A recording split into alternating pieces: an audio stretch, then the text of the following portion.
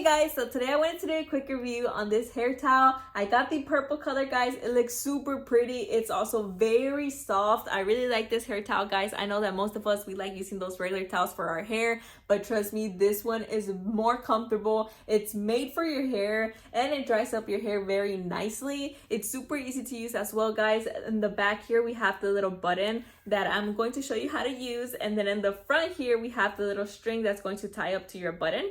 I am going to show you how to wear it, guys, but just take into consideration that my hair is super dry right now and it works best when you get out of the shower, which your hair is wet and it's more tameable because my hair is crazy puffy, so it's a little bit more harder to tame. So this towel, it has like a bigger side, as you can see, and then it has a smaller side. So the bigger side comes with the button. You're basically just gonna wrap it around your head like this. Obviously my hair is not tameable right now, so it's really big and puffy, but just for demonstrations, I'm gonna show you how it works. So then you're going to grab your hair like this, and then you're going to twist it in the front, and then the little string that I showed you here, we're going to take it to the back. But honestly, it's super easy to use. You grab the little string here, and then you tie it up to the button in the back, and then it ends up like this.